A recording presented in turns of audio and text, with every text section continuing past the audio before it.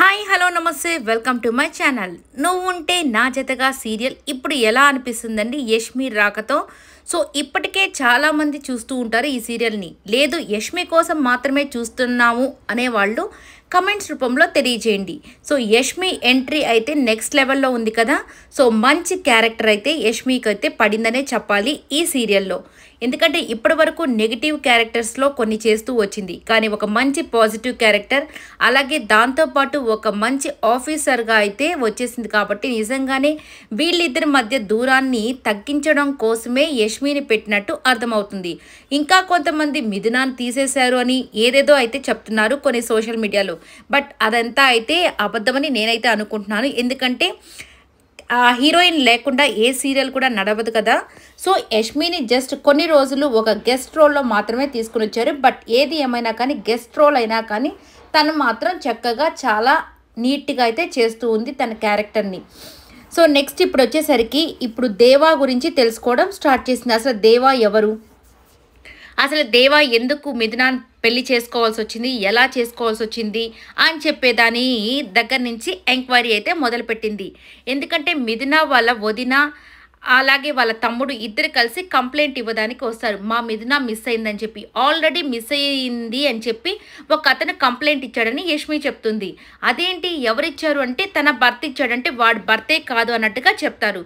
కానీ దేవాకు మాత్రం మనసులో తన భార్య అంటే ప్రేమ ఉంది, కానీ పైకి చెప్పడు అంతే. సో దాన్నంతటిని అంటే వీడు నాకు అన్ని అబద్ధం చెప్పాడా అన్నట్టుగా యష్మి అయితే అనుకుంటూ ఉంది. అసలు వీడు నిజంగా భర్తే కాదేమో అన్నట్టుగా అనుమానిస్తుంది.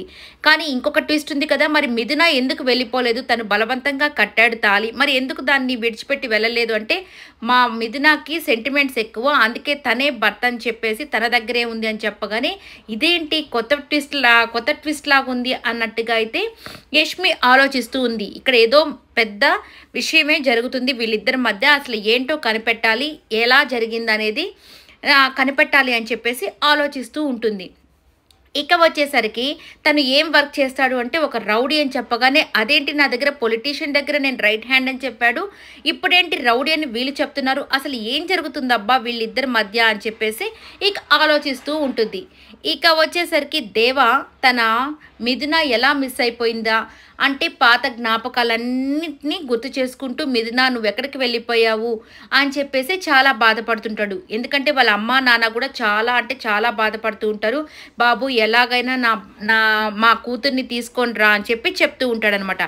ఇక దేవా కూడా ఫస్ట్ టైం దేవుణ్ణి ప్రార్థిస్తూ ఎలాగైనా ఆమెను కాపాడు, ఆమె మంచిది అని చెప్పేసి అనుకుంటూ ఉంటాడు.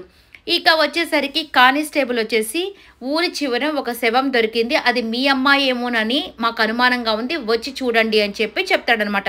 ఇక అందరికీ టెన్షన్ మొదలైపోయింది, ఎవరుది ఈ శవం అని చెప్పేసి అందరూ టెన్షన్ పడుతూ వెళ్తూ ఉంటారు. దేవా కూడా ఈ విషయం తెలిసి పరిగెత్తుకుని వస్తాడు.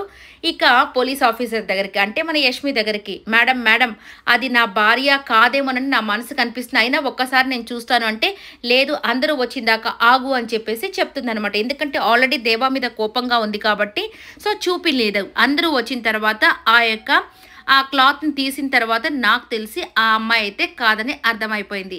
కానీ ఇప్పుడు నెక్స్ట్ ఏం జరగబోతుంది, అసలు ఎవరు కిడ్నాప్ చేశారు మిథునాని, ఎలా అయితే యష్మి కాపాడి తీసుకుని వచ్చిన తర్వాత వీళ్ళిద్దరిని ఎలా కలుపుతుంది అనేది ఈ యొక్క సీరియల్లో ఉన్నటువంటి బిగ్ ట్విస్ట్ అనే చెప్పాలి.